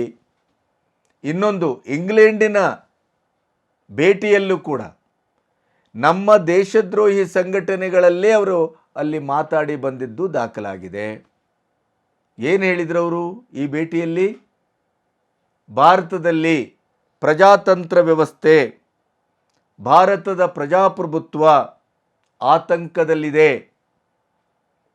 ಆದ್ದರಿಂದ ಈ ಪ್ರಜಾಪ್ರಭುತ್ವವನ್ನು ಉಳಿಸಲಿಕ್ಕೆ ನೀವು ಮಧ್ಯಪ್ರವೇಶ ಮಾಡಬೇಕು. ಈ ಮಧ್ಯಪ್ರವೇಶ ಮಾಡಿದರೆ ಹೇಗಿರುತ್ತೆ ಅಮೇರಿಕ ಅಥವಾ ಚೈನಾ ಅಂತಂದರೆ, ಈಗಿನ ಬಾಂಗ್ಲಾದೇಶದ ಹಾಗಿರುತ್ತೆ. ಹಾಗಾದರೆ ರಾಹುಲ್ ಗಾಂಧಿಯವರ ಮಧ್ಯಪ್ರವೇಶದ ಆಹ್ವಾನ ಬಾಂಗ್ಲಾದಂಥ ಒಂದು ಪರಿಸ್ಥಿತಿಗೆ ಕೊಟ್ಟಂಥ ಆಹ್ವಾನವೇ ಅನ್ನುವ ಪ್ರಶ್ನೆ ಈಗ ನಮ್ಮನ್ನು ಕಾಡ್ತಾ ಇರೋದು. ನಮ್ಮ ಇಷ್ಟು ದೊಡ್ಡ ಪ್ರಜಾಪ್ರಭುತ್ವ ದೇಶಕ್ಕೆ ಇದೇ ರಾಜ್ಯ ಕಾಶ್ಮೀರದ ಸಮಸ್ಯೆಯನ್ನು ವಿಶ್ವಸಂಸ್ಥೆಗೆ ತೆಗೆದುಕೊಂಡು ಹೋಗಿ ಇಡುವ ಮೂಲಕ ಭಾರತಕ್ಕೆ ಒಂದು ದೊಡ್ಡ ದ್ರೋಹವನ್ನು ಮಾಡಿದ್ದು ನಾವು ಕಾಣ್ತಾ ಇದ್ದೇವೆ. ಭಾರತ ಪಾಕಿಸ್ತಾನ ಯುದ್ಧ ಆದಾಗ ಲಾಹೋರ್ವರೆಗೆ ನಮ್ಮ ಸೇನೆ ಹೋದದ್ದನ್ನು ಕೂಡ ವಾಪಸ್ ಕರೆಸಿ ಅವರ ಎಲ್ಲ ಒಂದು ಕೈದಿಗಳನ್ನು, ಯುದ್ಧ ಕೈದಿಗಳನ್ನು ಬಿಟ್ಟುಕೊಟ್ಟು ನಮ್ಮ ಯುದ್ಧ ಕೈದಿಗಳನ್ನು ವಾಪಸ್ ತರದೇ ಇದ್ದಂಥ ನಿಷ್ಕರುಣೆಯ ಇತಿಹಾಸ ನಾವು ನೋಡಿದ್ದೇವೆ. ಈಗ ಈ ಬಾಂಗ್ಲಾದ ಈ ಕ್ರಾಂತಿ, ಇವತ್ತಿನ ಅರಾಜಕತೆ ಇಸ್ಲಾಮಿ ಕಟ್ಟರ್ ಮುಸ್ಲಿಂ ಮೂಲಭೂತವಾದಿಗಳ ನೇತೃತ್ವದಲ್ಲಿ ನಡೆದಿದೆ. ಅಲ್ಲಿ ನಡೆದದ್ದು ಸ್ಟೂಡೆಂಟ್ಗಳ ಕ್ರಾಂತಿಯೇ ಅಲ್ಲ. ನಮ್ಮ ಬುದ್ಧಿಜೀವಿಗಳು, ಎಡಚರು, ಪ್ರತಿಪಕ್ಷಗಳೆಲ್ಲ ಅದು ಸ್ಟೂಡೆಂಟ್ ಯೂನಿಯನ್ನಿನ ಕ್ರಾಂತಿ ಅಂತ ಹೇಳ್ತಾರೆ. ಅಲ್ಲಿ ಸ್ಟೂಡೆಂಟ್ಸ್ಗಳು ಆದರೆ ಅವರು ಹೀಗಿರ್ತಾರ, ಶೇಖ್ ಹಸೀನಾ ಅವರ ಒಳ ಉಡುಪಿನಿಂದ ಹಿಡಿದು, ಫ್ರಿಜ್ಜಿಂದ ಹಿಡಿದು, ಪ್ರತಿಯೊಂದು ಆಹಾರದಿಂದ ಹಿಡಿದು ಎಲ್ಲವನ್ನು ಬಿಕನಾಸಿಗಳ ಥರ ಅದನ್ನು ತಂದು ಬೀದಿಯಲ್ಲಿ ಪ್ರದರ್ಶನ ಮಾಡ್ತಾಯಿದ್ರು. ಶೇಖ್ ಹಸೀನಾ ಅವರ ಪಕ್ಷದ ಸಂಸದರನ್ನು ಕೊಂದು ಬ್ರಿಡ್ಜ್ಗಳಿಗೆ ತೂಗು ಹಾಕಿದ್ದನ್ನು ನೀವು ಗಮನಿಸಿದ್ದೀರಿ. ಕಂಡ ಹಿಂದೂಗಳ ಹೆಣ್ಮಕ್ಕಳನ್ನು ಅಪಹರಿಸಿ ಅತ್ಯಾಚಾರ ಮಾಡ್ತಾ ಇದ್ದಾರೆ. ಇಸ್ಕಾನ್ನಂಥ ಟೆಂಪಲನ್ನು ಧ್ವಂಸ ಮಾಡ್ತಾ ಇದ್ದಾರೆ. ಪ್ರತಿಯೊಬ್ಬರ ಹಿಂದೂಗಳ ಮನೆಯನ್ನು ಹೊಕ್ಕಿ ಹೊಡಿತಾ ಇದ್ದಾರೆ. ಇಡೀ ದೇಶವನ್ನು ಬೆಂಕಿಗೆ ಆಹುತಿಯನ್ನು ಕೊಡ್ತಾ ಇದ್ದಾರೆ. ಇದನ್ನು ಸ್ಟೂಡೆಂಟ್ಸ್ಗಳು ಮಾಡಲಿಕ್ಕೆ ಸಾಧ್ಯವೇ? ಯಾಕೆಂತಂದರೆ ಒಂದು ಮೂಲದ ಪ್ರಕಾರ ಪಾಕಿಸ್ತಾನದ ISIನ ನೇತೃತ್ವದಲ್ಲಿ ಇಡೀ ಜಮಾತೆ ಇಸ್ಲಾಮಿನ ಈ ಕಾರ್ಯಾಚರಣೆಯ ಅಂಗವಾಗಿ ಬಾಂಗ್ಲಾದೇಶದ ಪ್ರತಿಯೊಂದು ವಿದ್ಯಾಸಂಸ್ಥೆಗಳಲ್ಲಿ, ವಿಶ್ವವಿದ್ಯಾನಿಲಯಗಳಲ್ಲಿ, ಯಾಕೆಂತಂದರೆ ಬಾಂಗ್ಲಾದಲ್ಲಿ ಜಮಾತೆ ಇಸ್ಲಾಮನ್ನು, ಈ ಥರದ ಮತೀಯ ಸಂಘಟನೆಗಳನ್ನು, ಕಟ್ಟರ್ ಇಸ್ಲಾಮಿಕ್ ಸಂಘಟನೆಗಳನ್ನೆಲ್ಲವನ್ನು ಶೇಖ್ ಹಸೀನಾ ಬ್ಯಾನ್ ಮಾಡಿದ್ರು. ಅವರು ಸರ್ವಧರ್ಮ ಸಮನ್ವಯತೆಯನ್ನು ಬಯಸಿದ್ರು. ಆದ್ದರಿಂದಲೇ ಶೇಖ್ ಹಸೀನಾ ಅವರ ನೇತೃತ್ವದಲ್ಲಿ ಅಲ್ಲಿಯ ಹಿಂದೂಗಳು ಸುಖವಾಗಿದ್ದರು. ಅಲ್ಲಲ್ಲಿ ಸಣ್ಣ ಪುಟ್ಟ ಗಲಾಟೆಗಳಾಗ್ತಾ ಇದ್ದರೂ ಕೂಡ ಅಲ್ಲಿಯ ಸರ್ಕಾರ ಅವರಿಗೆ ರಕ್ಷಣೆಯನ್ನು ಕೊಡ್ತಾ ಇತ್ತು. ಈ ಎಲ್ಲ ಕಾರಣಕ್ಕಾಗಿಯೇ ಶೇಖ್ ಹಸೀನಾ ಈ BNP ಮತ್ತು ಅಲ್ಲಿಯ ಸ್ಟೂಡೆಂಟ್ಸ್ ಯೂನಿಯನ್ನಿಗೆ, ಜಮಾತೆ ಇಸ್ಲಾಮಿಗೆ ಅವರು ಕೇವಲ ಒಂದು ಮೀಸಲಾತಿಯ ಹೋರಾಟದ ಒಂದು ಕಾರಣಕ್ಕಾಗಿ ಶೇಖ್ ಹಸೀನಾ ಅವರ ವಿರುದ್ಧ ನಿಂತಿದ್ರು. ಮೀಸಲಾತಿಯ ಹೋರಾಟ ಒಂದು ನೆಪ ಮಾತ್ರ. ಸ್ವತಂತ್ರ ಚಳವಳದಲ್ಲಿ ಭಾಗವಹಿಸಿದವರಿಗೆ ಮೀಸಲಾತಿಯನ್ನು ಕೊಡಲಿಕ್ಕೆ ಶೇಖ್ ಹಸೀನಾ ಮುಂದಾದಾಗ ಅದನ್ನು ವಿರೋಧಿಸುವ ನೆಪದಲ್ಲಿ ಕೊನೆಗೂ ಸುಪ್ರೀಂ ಕೋರ್ಟ್ ಅದನ್ನು ತೀರ್ಪಿನ ಮೂಲಕವೇ ವಿರೋಧಿಸಿತ್ತು, ನಿಷೇಧಿಸಿತ್ತು. ಆದರೂ ಅವರ ಹೋರಾಟಕ್ಕೆ ಪ್ರತಿಫಲವಾಗಿ ಸುಪ್ರೀಂ ಕೋರ್ಟ್ ಆರ್ಡರ್ ಮೂಲಕವೇ ಅವರ ಆಶೋದಯ ಅಥವಾ ಅವರ ಈ ಬೇಡಿಕೆ ಈಡೇರಿದರೂ ಕೂಡ ಅವರ ಬೇಡಿಕೆ ಅದಾಗಿರಲಿಲ್ಲ. ಶೇಖ್ ಹಸೀನಾ ಅವರನ್ನೇ ಪದಚ್ಯುತಗೊಳಿಸೋದಾಗಿತ್ತು. ಸ್ಟೂಡೆಂಟ್ಸ್ಗಳ ಹೆಸರಿನಲ್ಲಿ ದೇಶದ್ರೋಹಿಗಳನ್ನು ಸಂಘಟಿಸಿ ಕಟ್ಟರ್ ಮುಸ್ಲಿಂವಾದಿಗಳನ್ನು ವಿಶ್ವವಿದ್ಯಾಲಯಗಳಲ್ಲೆಲ್ಲ ನುಸುಳುವಂತೆ ಮಾಡಿ ಇಡೀದಾದಂಥ ಒಂದು ದೇಶದಲ್ಲಿ 5-10 ಲಕ್ಷಕ್ಕೂ ಹೆಚ್ಚು ಜನ ಏಕಕಾಲದಲ್ಲಿ ಬಾಂಗ್ಲಾದೇಶದ ಅಧ್ಯಕ್ಷರ ಅಧಿಕೃತ ನಿವಾಸದ ಕಡೆ ನುಗ್ಗುವಂತೆ ಮಾಡಿದ್ದು ಇದೇ BNP, ಇದೇ ಜಮಾತೆ ಇಸ್ಲಾಂ ಮತ್ತು ಆ BNPಯ ಅಂಡರ್ನಲ್ಲಿರುವಂಥ ಅವರ ಮತೀಯ ಸಂಘಟನೆ ಅಮೇರಿಕದೊಟ್ಟಿಗೆ, ಚೈನಾದೊಟ್ಟಿಗೆ ಸೇರಿಕೊಂಡು ಮಾಡಿದಂಥ ಈ ಖತರ್ನಾಕ್ ದಂಧೆ ಏನಿದೆ, ದೇಶದ್ರೋಹದ, ಪ್ರಜಾಪ್ರಭುತ್ವದ ಅಡಿಮೇಲು ಮಾಡುವಂಥ ಏನು ಕೆಲಸ ಇದೆ, ಇದಕ್ಕೆ ರಾಹುಲ್ ಗಾಂಧಿ ಅವರು ಕೊಟ್ಟ ಆಹ್ವಾನಕ್ಕೂ ತಳಕು ಹಾಕ್ಕೊಳ್ತಾ ಇದೆ. ಯಾಕೆ ಅಂತಂದರೆ ಅಮೇರಿಕ ಮತ್ತು ಚೈನಾವನ್ನು ಆಹ್ವಾನಿಸಿದ್ರು. ನಮ್ಮ ದೇಶದ ಪ್ರಜಾತಂತ್ರವನ್ನು, ಪ್ರಜಾಪ್ರಭುತ್ವವನ್ನು ಉಳಿಸಲಿಕ್ಕೆ ಮಧ್ಯಪ್ರವೇಶ ಮಾಡಿದರೆ ಏನಾಗತ್ತೆ? ಬಾಂಗ್ಲಾದೇಶ ಆಗತ್ತೆ. ಹಾಗಾದರೆ ರಾಹುಲ್ ಗಾಂಧಿ ಅವರು ಮುಂದಡಿ ಇಟ್ಟು ಪಾಶ್ಚಾತ್ಯ ದೇಶಗಳನ್ನು ಆಹ್ವಾನಿಸಿದರ ಪರಿಣಾಮ ಮತ್ತು ಅದರ ದೂರದರ್ಶಿತ್ವ, ಅವರ ಅಪೇಕ್ಷೆ ಏನು? ಪ್ರಜಾತಂತ್ರದ ಉಳಿವೋ ಅಳಿವೋ? ಹಾಗಾದರೆ ಕೈಯಲ್ಲಿ ಪ್ರತಿ ಕ್ಷಣ ಸಂವಿಧಾನವನ್ನು ಹಿಡ್ಕೊಂಡು ಓಡಾಡುವಂಥ ರಾಹುಲ್ ಗಾಂಧಿಯವರು ಇವತ್ತು ಬಾಂಗ್ಲಾದೇಶದ ಜನತಂತ್ರ ವ್ಯವಸ್ಥೆಯನ್ನು ಸಂಪೂರ್ಣವಾಗಿ ಬೆಂಕಿಗೆ ಆಹುತಿಯಾಗಿಸಿದಂಥ ಅಮೇರಿಕ ಮತ್ತು ಚೀನಾವನ್ನು ಆಹ್ವಾನಿಸಿದ್ದು ಯಾಕೆ? ಇದೇ ಕಾಂಗ್ರೆಸ್ಸಿಗರು ನಮಗೆ ಪಾಕಿಸ್ತಾನ ವಿರೋಧಿ ದೇಶವಲ್ಲ, ಮಿತ್ರ ದೇಶ ಅಂತ ಕರೆದದ್ರ ಹಿನ್ನೆಲೆ ಏನು? ಹಾಗಾದರೆ ದೇಶವನ್ನು ಭವಿಷ್ಯದಲ್ಲಿ ಯಾವ ರೀತಿಯ ಆಡಳಿತಕ್ಕೆ ಒಳಪಡಿಸಬೇಕು ಅಂತ ಇವರು ಹೊರಟಿದ್ದಾರೆ? ಅಮೆರಿಕದ ಹಿರಿಯರನ್ನ ಹೇಳ್ತಾರೆ ಶಾಂತಿಯುತವಾದಂಥ ಪ್ರತಿಭಟನೆಗೆ ಅವರಿಗೆ ಅವಕಾಶ ಮಾಡಿಕೊಡಿ ಅಂತ. ಇವರು ಯಾವ ದೊಣ್ಣೆ ನಾಯಕರು ಅಂತ? ಅಲ್ಲಿ ಶಾಂತಿಯುತವಾದ ಪ್ರತಿಭಟನೆ ನಡೀತಾ ಇದೆಯಾ ಬಾಂಗ್ಲಾದಲ್ಲಿ? ಅದು ಶಾಂತಿಯುತ ಪ್ರತಿಭಟನೆಯ ಲಕ್ಷಣವೇನದು? ಅಮೆರಿಕದ ಒಟ್ಟು ಉದ್ದೇಶ ಏನು? ಹಾಗಾದರೆ ಇಡೀ ಬಾಂಗ್ಲಾವನ್ನು ತನ್ನ ಕೈಗೆ ತೆಗೆದುಕೊಳ್ಳುವ ಪಾಕಿಸ್ತಾನ, ಬಾಂಗ್ಲಾ ಇಂಥ ದೇಶಗಳನ್ನು ತಮ್ಮ ಹಿಡಿತದಲ್ಲಿ ಇಟ್ಟುಕೊಂಡು ಭಾರತದ ಮೇಲೆ ಹಗೆ ಸಾಧಿಸುವ, ಪ್ರಭುತ್ವ ಸಾಧಿಸುವಂಥ ಒಂದು ಹೀನ ಕಾರ್ಯಕ್ಕೆ, ಸೂಕ್ಷ್ಮ ಕೆಲಸಕ್ಕೆ ಪಾಶ್ಚಾತ್ಯ ದೇಶಗಳು ಕೈ ಹಾಕಿದ್ದಾವೆ ಅನ್ನೋದಕ್ಕೆ ಇದಕ್ಕಿಂತ ಹೆಚ್ಚು ಸಾಕ್ಷ್ಯಗಳು ಬೇಕಾಗಿಲ್ಲ. ಅಂಥ ದೇಶಗಳನ್ನು ರತ್ನಗಂಬಳಿ ಹಾಕಿ ಪ್ರಜಾಪ್ರಭುತ್ವವನ್ನು ಉಳಿಸಿ, ಇಷ್ಟು ದೊಡ್ಡ ದೇಶಕ್ಕೆ 75 ವರ್ಷ ಪ್ರಜಾಪ್ರಭುತ್ವವನ್ನು ರಕ್ಷಿಸಿಕೊಂಡು ಬಂದಂಥ, ಇಡೀ ಪ್ರಪಂಚಕ್ಕೆ ಮಾದರಿಯಾಗಿ ಪ್ರಜಾಪ್ರಭುತ್ವವನ್ನು ಸ್ಥಾಪಿಸಿದಂಥ ದೇಶಕ್ಕೆ ಪ್ರಜಾಪ್ರಭುತ್ವವನ್ನು ಉಳಿಸಲಿಕ್ಕೆ, ಅದರ ಮೌಲ್ಯವನ್ನು ಉಳಿಸಲಿಕ್ಕೆ, ಪ್ರಜಾತಂತ್ರ ವ್ಯವಸ್ಥೆಯನ್ನು ಉಳಿಸಲಿಕ್ಕೆ ಈ ಅಮೆರಿಕವನ್ನು, ಚೈನಾವನ್ನು, ಈ ರಕ್ತಪಿಪಾಸು ದೇಶಗಳನ್ನು ತಮ್ಮ ಇಡೀ ಸಾರ್ವಭೌಮತ್ವವನ್ನು ಸಾಧಿಸಿಕೊಳ್ಳುವುದಕ್ಕಾಗಿ ಪ್ರಪಂಚದ ಬಹುತೇಕ ಬಲಹೀನ ದೇಶಗಳನ್ನು ಸಂಪೂರ್ಣವಾಗಿ ನಾಮಾವಶೇಷ ಮಾಡಲಿಕ್ಕೆ ಹೊರಟಂಥ ಈ ಕುತಂತ್ರಿಗಳನ್ನು, ಖತರ್ನಾಕ್ಗಳನ್ನು ರಾಹುಲ್ ಗಾಂಧಿ ಭಾರತಕ್ಕೆ ಆಹ್ವಾನಿಸಿದ್ದಾರೆ. ಈ ಪ್ರಶ್ನೆ ಈಗ ಬಾಂಗ್ಲಾದೇಶದ ಈ ಉತ್ಕ್ರಾಂತಿಯ ಹೊತ್ತಿನಲ್ಲಿ ರಾಹುಲ್ ಗಾಂಧಿಯವರ ಈ ನಡೆ, ಈ ಆಹ್ವಾನ, ಇದು ಹಲವು ಹತ್ತು ಸಂಶಯಗಳಿಗೆ ಎಡೆ ಮಾಡಿಕೊಟ್ಟಿದೆ. ಹಾಗಾದರೆ ಮುಸ್ಲಿಂ ಮೂಲಭೂತವಾದಿಗಳೊಟ್ಟಿಗೆ ಇವರ ಶಾಮೀಲಿದೆಯೇ? ಯಾಕೆಂದರೆ ಚೈನಾ ಮತ್ತು ಅಮೆರಿಕ ಕೈ ಜೋಡಿಸಿದೆ. ಇಲ್ಲಿಯ ಡೆಮೋಗ್ರಫಿ ನಿಧಾನವಾಗಿ ಬದಲಾಗ್ತಾ ಇದೆ. ಈಶಾನ್ಯ ರಾಜ್ಯಗಳು ಆಗಲೇ ಕೈ ತಪ್ಪುವ ಎಲ್ಲ ಲಕ್ಷಣಗಳು ಕಾಣ್ತಾ ಇದೆ. ಆಸಾಂ ಕೂಡ ಅದರಲ್ಲಿ ಒಂದು. ಬಾಂಗ್ಲಾದೇಶ ಮುಕ್ಕಾಲು ಭಾಗ ಕೈ ತಪ್ಪಿ ಹೋಗಿದೆ. ಇಡೀ ದೇಶದಲ್ಲಿ ಲವ್ ಜೆಹಾದ್ ನಡೀತಾ ಇದೆ.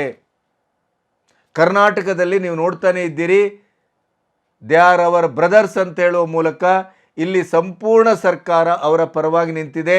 ಮತಾಂತರ ಅವ್ಯಾಹತವಾಗಿ ನಡೀತಾ ಇದೆ, ಲವ್ ಜೆಹಾದ್ ಅವ್ಯಾಹತವಾಗಿ ನಡೀತಾ ಇದೆ.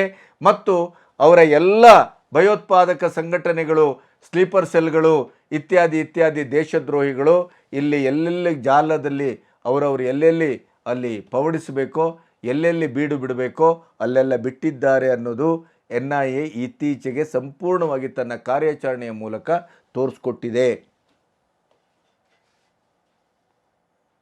ರಾಹುಲ್ ಗಾಂಧಿ ಭಾರತದ ಜನತೆಗೆ ಇದಕ್ಕೆ ಉತ್ತರಿಸುವ ಉತ್ತರದಾಯಿತ್ವವನ್ನು ಹೊಂದಬೇಕು. ನೀವು ಆಡಿದಂಥ, ಆಹ್ವಾನಿಸಿದಂಥ ಆಹ್ವಾನಕ್ಕೆ ಇರುವ ಭವಿಷ್ಯದ ತರೀಕ ಏನು? ನಿಮ್ಮ ಉದ್ದೇಶ ಏನು? ಈ ಪ್ರಶ್ನೆ ಇವತ್ತು ಬಾಂಗ್ಲಾದ ಈ ಉತ್ಕ್ರಾಂತಿಯ ಹೊತ್ತಿನಲ್ಲಿ, ಅರಾಜಕತೆಯ ಹೊತ್ತಿನಲ್ಲಿ ಮುನ್ನೆಲೆಗೆ ಬಂದಿದೆ. ಅವರೊಮ್ಮೆ ನಮ್ಮನ್ನು ಪ್ರವೇಶಿಸಿದರೆ, ಟೇಕನ್ ಫಾರ್ ಗ್ರಾಂಟೆಡ್ ಮಾಡಿದರೆ ಏನಾಗಬಹುದು? ಅದರ ಜೊತೆಗೆ ಈ ಜಮಾತೆ ಇಸ್ಲಾಮಿ ಸಂಘಟನೆಯ ವಿವಿಧ ರೂಪದ, ವಿವಿಧ ಹೆಸರಿನ ಸಂಘಟನೆಗಳನ್ನು ಈಗಾಗಲೇ ರೂಟ್ಔಟ್ ಮಾಡಿ ನಮ್ಮ ಕೇಂದ್ರ ಸರ್ಕಾರ ಅಥವಾ ಮೋದಿ ಸರ್ಕಾರ ಇದರ ಬಗ್ಗೆ ಎಚ್ಚರವನ್ನು ವಹಿಸದೇ ಇದ್ದರೆ ಮುಂದೊಂದಿನ ಅನಾಹುತ ಕಟ್ಟಿಟ್ಟ ಬುದ್ಧಿ. ಯಾವುದೇ ರೀತಿಯಲ್ಲೂ ಇದಕ್ಕೆ ಸಂಶಯ ಬೇಡ. ಯಾಕೆಂತಂದರೆ ನಮ್ಮ ಪ್ರತಿಪಕ್ಷಗಳು ಅಷ್ಟೇ ಅಲ್ಲ, ಒಂದು ವರದಿಯ ಪ್ರಕಾರ ನಮ್ಮ ಸಂಸದರು ಎಷ್ಟೋ ಜನ ಇದೇ ಜಮಾತೆ ಇಸ್ಲಾಮಿಯ ಪೇರೋಲ್ ಮೇಲಿದ್ದಾರೆ. ಅವರಿಗೆ ತಿಂಗಳ ಇಷ್ಟು ಅಂತ ಹಣ ಕೊಡಲಾಗ್ತಾ ಇದೆ, ಅವರಿಗೆ ಬಂಡವಾಳ ಬರ್ತಾ ಇದೆ. ಅದೇ ರೀತಿ ನಮ್ಮಲ್ಲಿನ ಎಷ್ಟೋ ಪತ್ರಕರ್ತರು ಪೇರೋಲ್ನಲ್ಲಿದ್ದಾರೆ. ನೀವು ಅವರ ಸೋಷಿಯಲ್ ಮೀಡಿಯಾ ನೋಡಿ, ಟ್ವಿಟರ್ ನೋಡಿ, ಅವರು ಟ್ವೀಟ್ ಮಾಡುವ ರೀತಿ ನೀತಿ ನೋಡಿ. ಇದೆಲ್ಲವನ್ನ ಈಗಾಗಲೇ ಸುಪ್ರೀಂ ಕೋರ್ಟಲ್ಲಿ PL ಹಾಕಲಾಗಿದೆ. ಅದರ ಆಧಾರದಲ್ಲೇ ಮಾತಾಡ್ತಾ ಇರುವಂಥದ್ದು ಇದು. ಇಂಥ ಸನ್ನಿವೇಶದಲ್ಲಿ ಖಲಿಸ್ತಾನ್ಗಳಿಗೆ ಬೆಂಬಲವಾಗಿ ನಿಲ್ಲುವಂಥದ್ದು, ಭಾರತ್ ತುಕಡೆ ತುಕಡೆ ಹೋಂಗೆ ಇನ್ಶಾ ಅಲ್ಲಾ ಅಂತ ಹೇಳಿದವರಿಗೆ ಪರವಾಗಿ ನಿಂತಂಥ ಕಾಂಗ್ರೆಸ್ಸು ಈ ಮೀರ್ ಸಾದಕ್ ಮತ್ತು ಮೀರ್ ಜಾಫರ್ಗಳ ಬಗ್ಗೆ ಈಗಲೂ ನಾವು ಯೋಚನೆ ಮಾಡದೇ ಇದ್ದರೆ ಮುಂದೇನಾದೀತು? ನಮ್ಮ ದೇಶಕ್ಕೆ ಬಹುಸಂಖ್ಯಾತರು 110 ಕೋಟಿ ಹಿಂದೂಗಳಿದ್ದರೂ ಕೂಡ ಆ ಹಿಂದೂಗಳು ಇದ್ದದ್ರಿಂದಲೇ ಇವತ್ತಿಲ್ಲಿ ಸೇನಾ ಕ್ರಾಂತಿ ಆಗ್ತಾ ಇಲ್ಲ. ಅಥವಾ ಒಂದು ಧರ್ಮದ ದೇಶಕ್ಕೆ ಇದು ಬಲಿಯಾಗ್ತಾ ಇಲ್ಲ. ಯಾವುದೇ ಜಿಹಾದಿ ಸಂಘಟನೆಗಳು ಇಲ್ಲಿ ಬಂದು ನೆಲೆ ಊರ್ಲಿಕ್ಕೆ ಅಷ್ಟು ಸುಲಭದಲ್ಲಿ ಆಗ್ತಾ ಇಲ್ಲ. ಅಥವಾ ನಮ್ಮ ಇನ್ಸ್ಟಿಟ್ಯೂಷನಲ್ ಸಂಸ್ಥೆಗಳೇನಿದೆ ಅದು ದೇಶದ್ರೋಹಿಯಾಗಿ ವರ್ತಿಸಲಿಕ್ಕೆ ಸಾಧ್ಯ ಆಗ್ತಾ ಇಲ್ಲ. ಬಿಕಾಸ್ ಇದು ಹಿಂದೂ ರಾಷ್ಟ್ರವಾಗಿ ಉಳಿದಿದೆ, ಘೋಷಿಸಲ್ಪಟ್ಟಿಲ್ಲ ಅಷ್ಟೇ. ಹಿಂದೂಗಳೇ ಬಹುಸಂಖ್ಯಾತರಾದದ್ರಿಂದ ಇಲ್ಲಿ ಬಹುತ್ವದಲ್ಲಿ ಏಕತ್ವವೇ ನಮ್ಮ DNA. ರಾಷ್ಟ್ರೀಯತೆ ನಮ್ಮ DNA, ರಾಷ್ಟ್ರ ಧರ್ಮ ನಮ್ಮ DNA. ಹಾಗಾಗಿ ನಮ್ಮದು ದೇಶ ರಾಷ್ಟ್ರ ಮತ್ತು ಮೊದಲು, ರಾಷ್ಟ್ರೀಯತೆ ಮೊದಲು, ರಾಷ್ಟ್ರವೇ ಅಂತಿಮ. ಇಂಥ ದೇಶಕ್ಕೂ ಕೂಡ ಈ ಪ್ರತಿಪಕ್ಷಗಳ ಅಧಿಕಾರ ದಾಹ, ಎಲೆಕ್ಷನ್ನಲ್ಲಿ ಸೋತವರೇ ಇವತ್ತು ಬಾಂಗ್ಲಾವನ್ನು ಸಂಪೂರ್ಣವಾಗಿ ವಶಪಡಿಸಿಕೊಂಡಿದ್ದಾರೆ. ನೆನಪಿಡಿ,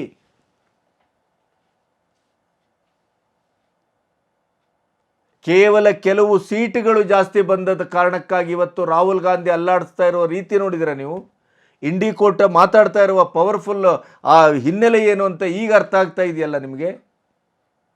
ಬಾಂಗ್ಲಾದೇಶದಲ್ಲಿ ಎಲೆಕ್ಷನ್ ಬಹಿಷ್ಕರಿಸಿದಂಥ BNP, ಜನ ತಿರಸ್ಕರಿಸಿದಂಥ BNP, ಚುನಾವಣೆಯಲ್ಲಿ ನಿರ್ನಾಮ ಆದಂಥ BNP ಇವತ್ತು ಬಾಂಗ್ಲಾವನ್ನು ಕೈ ತೆಗೆದುಕೊಂಡಿದೆ. ಹಾಗಾದರೆ ಅದೇ ರೀತಿಯಲ್ಲಿ ಇವತ್ತು ಚುನಾವಣೆಯಲ್ಲಿ ಸೋತಂಥ ಇಂಡಿಕೂಟ ಭಯಂಕರವಾಗಿ ಇವತ್ತು ಸಂಸತ್ತಿನ ಹೊರಗಡೆಯೂ ವರ್ತಿಸ್ತಾ ಇದೆ. ವರ್ತಿಸಬಹುದಾದ ರೀತಿಗಿಂತ ಅದು ಹೆಚ್ಚು ವಿಕಾರವಾಗಿ ಮತ್ತು ವಿಶಿಷ್ಟವಾಗಿ ಮತ್ತು ಪ್ರಬಲವಾಗಿ ವರ್ತಿಸ್ತಾ ಇದೆ. ಈ ವರ್ತನೆ ಹಿಂದಿರುವ ಯೋಚನೆ ಏನು, ತಂತ್ರ ಏನು? ಅದರ ಹಿಂದೆ ರಾಹುಲ್ ಗಾಂಧಿ ಅವರು ಪಾಶ್ಚಾತ್ಯ ದೇಶಗಳನ್ನು ದೇಶದ ಆಂತರಿಕವಾದಂಥ ವ್ಯವಸ್ಥೆಗೆ ಆಹ್ವಾನಿಸ್ತಾ ಇದ್ದಾರೆ ಅಂತಾದರೆ ಅದರ ಹಿಂದಿರುವಂಥ ಷಡ್ಯಂತ್ರ ಏನು? ಇದು ಈಗ ಯೋಚನೆ ಮಾಡಬೇಕಾದಂಥ ಸಂದರ್ಭ. ನಮ್ಮ ಎಲೆಕ್ಷನ್ ಬಗ್ಗೆ ಅಮೆರಿಕ ಮಾತಾಡ್ತದೆ, ನಮ್ಮ ಮತಯಂತ್ರದ ಬಗ್ಗೆ ಅಮೆರಿಕ ಮಾತಾಡ್ತದೆ, ಅದನ್ನಿಟ್ಟುಕೊಂಡು ಪ್ರತಿಪಕ್ಷ ಮಾತಾಡ್ತವೆ. ಇವರಿಗೆ ಯಾರು ಅಧಿಕಾರವನ್ನು ಕೊಟ್ಟಿದ್ದಾರೆ? ಅಮೆರಿಕದವರಿಗೆ, ಚೈನಾದವರಿಗೆ. ಇವರ ಆಂತರಿಕ ವ್ಯವಸ್ಥೆಯಲ್ಲಿ ನಾವು ಭಾಗವಹಿಸ್ತೇವೇನೋ? ಇಲ್ಲ. ಆದರೆ ಅವರು ಇಲ್ಲಿ ಮೂಗು ತೂರಿಸ್ತಾ ಇದ್ದಾರೆ. ಮೂಗು ತೂರಿಸ್ಲಿಕ್ಕೆ ಕಾರಣ ಏನು? ನಮ್ಮ ಒಳಗಿನ ಶಕ್ತಿಗಳು ಬಾಂಗ್ಲಾದಲ್ಲಿ ಇವತ್ತು ಅವರು ಮೂಗು ತೂರಿಸಿ, ಕೈಯಾಡಿಸಿ, ಕಾಲಾಡಿಸಿ ಅಲ್ಲಿ ಅಧಿಕಾರವನ್ನು ಅವರ ಆಣತಿಯ ಮೇರೆಗಲ್ಲಿ ಸ್ಥಾಪಿಸ್ಲಿಕ್ಕೆ ಹೊರಟಿದ್ದಾರಲ್ಲ ಚೈನಾ ಮತ್ತು ಅಮೆರಿಕ. ಪಾಕಿಸ್ತಾನದ ISIಯನ್ನು ಎದುರಿಟ್ಕೊಂಡು ಅದಕ್ಕೆ ಅವಕಾಶ ಕೊಟ್ಟವರು ಯಾರು? ಅಲ್ಲಿಯ ಪ್ರತಿಪಕ್ಷಗಳು. ಅದೇ ರೀತಿಯ ಇದು ನೇರವಾದಂಥ ಮತ್ತು ಸಿಮಿಲರ್ ಆದಂಥ ಉದಾಹರಣೆಗಳು ಇಲ್ಲಿ ಕಾಣಿಸ್ತಾ ಇದೆ. ಹಾಗಾಗಿ ರಾಹುಲ್ ಗಾಂಧಿಯವರ ಆಹ್ವಾನ, ಫಾರೂಕ್ ಅಬ್ದುಲ್ಲಾ ಅವರು ಇದೇ ಬಾಂಗ್ಲಾಕ್ಕೆ ಇವತ್ತಾದಂಥ ಪರಿಸ್ಥಿತಿ, ಮೋದಿಯವರ ಸರ್ವಾಧಿಕಾರಕ್ಕೆ ಮುಂದೊಂದಿನ ಅದೇ ಶಾಸ್ತಿ ಆಗಲಿದೆ ಅಂತ ಇವತ್ತೇನು ಸ್ಟೇಟ್ಮೆಂಟ್ ಕೊಟ್ಟಿದ್ದಾರಲ್ಲ, ಇದೇನನ್ನು ಹೇಳ್ತದೆ? ಖುರ್ಷಿದ್ ಅವರ ಮಾತೇನನ್ನು ಹೇಳ್ತಾ ಇದೆ? ಇದೆಲ್ಲವೂ ಒಂದಕ್ಕೊಂದು ಜೋಡಣೆ ಆಗ್ತಾ ಇದೆ ಅಂತ ಅನಿಸ್ತಾ ಇಲ್ಲ ನಿಮಗೆ? ಇದೆಲ್ಲವೂ ಒಂದಕ್ಕೊಂದು ತಾಳೆ ಆಗ್ತಾ ಇದೆ ಅಂತ ಅನಿಸ್ತಾ ಇಲ್ಲ? ಈ ತುಷ್ಟೀಕರಣ, ಈ ವೋಟ್ ಬ್ಯಾಂಕಿಗಾಗಿ ಮಾಡುವಂಥ ಮತರಾಜಕೀಯ, ಆಮೇಲೆ ಈ ಸರಿ ಫಸ್ಟ್ ಟೈಮ್ ಇನ್ ಹಿಸ್ಟ್ರಿ ಇಡೀ ದೇಶದಲ್ಲಿ ಧ್ರುವೀಕರಣಗೊಂಡಂಥ ಅಲ್ಪಸಂಖ್ಯಾತರ ಮತ, ಇವೆಲ್ಲ ಏನನ್ನು ಸೂಚಿಸ್ತಾ ಇದೆ? ಎಲ್ಲಿ ಅವರ ಜನಗಣತಿಯ ಪ್ರಕಾರ ಅವರದು ಪ್ರಥಮ ದರ್ಜೆಗೆ ಬಂತೋ ಅಲ್ಲಿ ಎಲ್ಲ ಕಡೆ ಭಾರತದಲ್ಲೂ ಕೂಡ ತುಂಡು ತುಂಡಾಗಿ ಇಂಥ ಬಾಂಗ್ಲಾದೇಶದಲ್ಲಿ ನಡೆದ ಕೆಲಸವೇ ನಡೀತಾ ಇದೆ. ಇತ್ತೀಚೆಗೆ ಒಂದು ವಿಡಿಯೋವನ್ನು ನೋಡಿದ್ದೀರಿ. ಅವರು ಬಹುಸಂಖ್ಯಾತರಾದಂಥ ಊರಿನಲ್ಲಿ ರಾತ್ರಿ ಅಲ್ಲಿರುವಂಥ ಅಲ್ಪಸಂಖ್ಯಾತರ ಎಲ್ಲ ಹಿಂದೂಗಳ ಮನೆ ಗೇಟಲ್ಲಿ ಹೌಸ್ ಫಾರ್ ಸೇಲ್ ಅಂತ ಬೋರ್ಡ್ ಹಾಕಿದಂಥ ಘಟನೆಯನ್ನು ನೀವು ಗಮನಿಸಿದ್ದೀರಿ. ಹಾಗಾಗಿ ಬಾಂಗ್ಲಾದೇಶದಿಂದ ನಡೆದಂಥ ಈ ಘಟನೆ ಭಾರತಕ್ಕೆ ಪಾಠ ಆಗಬೇಕು. ಭಾರತ ಜನತೆಯ ಚಿತ್ತವನ್ನು ಅದು ಯೋಚನೆಗೆ ಹಚ್ಚಬೇಕು. ನಾವು ರಾಹುಲ್ ಗಾಂಧಿಯ ಒಟ್ಟು ವರ್ತನೆ, ಮಾತು, ವ್ಯವಹಾರವನ್ನು ಕಣ್ಣಲ್ಲಿ ಕಣ್ಣಿಟ್ಟು ನೋಡಬೇಕಾಗತ್ತೆ. ಇಂಡಿ ಕೂಟದ ಪ್ರತಿಯೊಂದು ನಿರ್ಣಯ ಮತ್ತು ಪ್ರತಿಯೊಂದು ನಡವಳಿಕೆಗಳನ್ನು ಕೂಡ ಗಮನಿಸಬೇಕಾಗತ್ತೆ. ಯಾಕೆಂತಂದ್ರೆ ಅವರು ಖಲಿಸ್ತಾನ್ಗಳು ಒಟ್ಟಿಗಿದ್ದಾರೆ.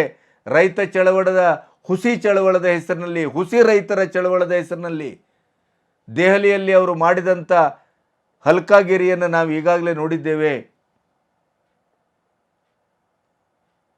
ದೇಶದ ಬಗ್ಗೆ ಅಭಿಮಾನ ಇಲ್ಲ, ರಾಷ್ಟ್ರಗೀತೆಯ ಬಗ್ಗೆ ಅಭಿಮಾನ ಇಲ್ಲ. ಒಂದೇ ಮಾತರಂ ಬಿಟ್ಟುಬಿಡಿ.